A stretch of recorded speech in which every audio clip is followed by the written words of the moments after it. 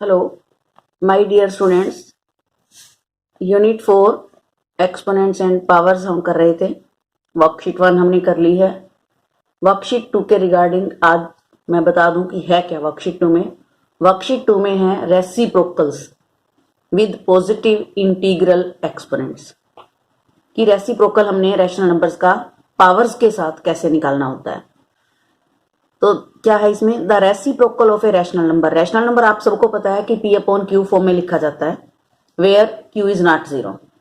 लेकिन यहां पर जो हम सम करेंगे द रेसिप्रोकल वाले में, the reciprocal of a rational number P upon Q where P is not zero and Q is not zero, दोनों ही जीरो के इक्वल नहीं होने चाहिए। ना तो P जीरो होना चाहिए ना Q जीरो होना चाहिए। अगर ये दोनों में से कोई भी जीरो नहीं है और अगर हमने P अपॉन Q का रेसिप्रोकल निकालना है तो उसका आंसर आ जाएगा Q upon P। That means जो डिनोमिनेटर था वो न्यूमिरेटर बन जाएगा और जो न्यूमिरेटर था वो डिनोमिनेटर बन जाएगा। ये तो था विदाउट पावर। लेकिन अगर पावर के साथ हो, रैशनल नंबर भी हो पावर भी हो, the reciprocal of P upon Q raise to power M is, M का मतलब कोई भी नंबर हो सकता है यहाँ पर, ठीक है, पॉजिटिव नंबर है यहाँ पर हमारे सिलेबस के अंदर। तो इसका भी बेस का रेसिप्रोकल हो जाएगा, Q ऊपर चला जाएगा और P नीचे और पावर एज इट इज रहेगी। Where M is a positive integer, means जो पावर है that is always positive. Negative वाले सम हमारे सिलेबस में नहीं है। तो हम कैसे करेंगे worksheet 2, find the reciprocals of each of the following. First है 12 raise to power 5।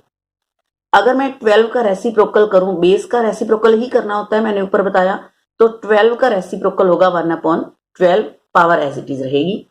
-9 raise to power 4, इसका रेसिप्रोकल निकाल लूंगी तो -1 अपॉन 9, माइनस जो है वो ऊपर ही रहेगा, नीचे नहीं लेके आना कभी भी। 9 का रेसिप्रोकल, -9 का reciprocal -1 upon 9 raise to power 4, -8 upon 13 raise to power 99, तो इसका रेसिप्रोकल करेंगे तो -13 ऊपर चला जाएगा, 8 नीचे, 99 एज इट इज। अब अगला जो हमने रेसिप्रोकल निकालना है वो 2 अपॉन 3 मल्टीप्लाई 9 अपॉन 4, 2 नंबर्स हैं तो सबसे पहले बीच में मल्टीप्लाई है, हमने इन दोनों को सॉल्व करके एक नंबर में कन्वर्ट कर लेना है। तो मल्टीप्लाई है, कट जाएगा, 2 1 2 2 4, 3 1 3 3 3 9, तो 3/2 है। ये तो 3/2 इसको सॉल्व करके आंसर है ना, हमने तो इसका रेसिप्रोकल निकालना है। तो फिर अब लिखेंगे now it's reciprocal is 3 upon 2 का 2 अपॉन 3, जैसे उसने कहा था P अपॉन Q का Q अपॉन P होता है। इसी तरह 1/2 रेज टू पावर 2 मल्टीप्लाई 4, तो 1/2 का स्क्वायर हमें पता है 1 का स्क्वायर 1 होता है, 2 का 4 होता है, 1/4 मल्टीप्लाई 4 कट के 1 आ गया। पहले सॉल्व करके 1 बनाएंगे, एक नंबर आएगा आंसर। फिर इसका रेसिप्रोकल, 1 का रेसिप्रोकल हमेशा 1 होता है। आपको पता ही है कि 1 एंड -1 जो है वो इनका रेसिप्रोकल सेम रहता है। 1 का रेसिप्रोकल 1, -1 का रेसिप्रोकल -1। अब है -7 upon 8 raise to power 2, minus बाहर है तो बच्चों माइनस अब भी हमने बाहर ही लगाना है। ये माइनस बाहर ही आएगा बच्चों, ये अंदर नहीं जाएगा। तो -7 अपॉन 8 का 8 अपॉन 7 और पावर 2, माइनस बाहर ही लगाना है। उसके बाद ये तो हमारी वर्कशीट 2 पूरी हो जाती है। जो बाकी के पार्ट्स हैं वो आप खुद कर लोगे, बहुत आसान है। लॉज आ गए हैं, लॉज ऑफ एक्सपोनेंट्स। क्या है law number 1, if x is any rational number, x zero नहीं होना चाहिए, मीन्स जो रैशनल नंबर है वो जीरो नहीं होना चाहिए। And n and m are positive integers, यहाँ पर n और m दो जने आ गई, दो मेंबर्स, दो पावर्स आ गई। Then x raise to power m multiply x raise to power n is x raise to power m plus n।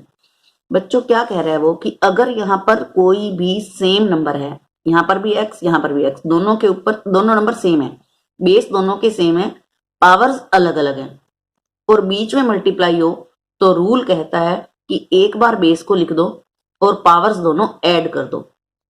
बीच में अगर मल्टीप्लाई का साइन है तो पावर्स जो है वो ऐड हो जाएंगी, ठीक है। इसी तरह हम सम देख लेते हैं वर्कशीट 3 के पहले दो पार्ट ऐसे ही हैं। Which of the following statements are true. अब वो कहता है इसमें पॉजिटिव 3 अपॉन 4 पावर 3, यहां पर negative 3 upon 4 power 3 raise to power 6। This is totally wrong. क्यों? क्योंकि मैंने आपको कहा कि बेस जो है वो सेम होना चाहिए, लेकिन इसमें हमारा बेस ही सेम नहीं है बच्चों। एक में पॉजिटिव साइन है, एक में नेगेटिव साइन है, तो बेस ही जब सेम नहीं है तो 3 और 3 6 का कोई मीनिंग नहीं बनता, इसलिए ये फॉल्स है। 6 तो तब बनता ना, या तो दोनों ब्रैकेट में पॉजिटिव होती या दोनों नेगेटिव होती, तो इसलिए ये फॉल्स है, बेस ही अलग अलग है। 4/7 raise to power 5, 4/7 raise to power 3, ये ठीक है, बेसिस सेम है, बीच में मल्टीप्लाई है, तो 5 और 3 ऐड होके 8 बन गया, सो दिस इज ट्रू। ठीक है, हो गया क्लियर। ये तो था मल्टीप्लाई वाला। अब सेकंड लॉ क्या है, if x be any rational number and x is not 0, कहने का मतलब है बेस कभी 0 नहीं होगा, जो ये सम्स है x का मतलब है बेस कभी 0 नहीं होनी चाहिए। m and n be positive integers, यहां पर भी m और n दो पावर्स आ गई, such that m is greater than n, जो m है वो ग्रेटर देन n होना चाहिए। तो फार्मूला कहता है कि अगर बीच में डिवाइड है x raise to power m divided by x raise to power n is equal to x raise to power m minus n, ये बड़ा नंबर है ये छोटा है, तो बड़े में से छोटा सबट्रैक्ट हो जाएगा, बाद वाला जो पावर है वो सबट्रैक्ट होना है।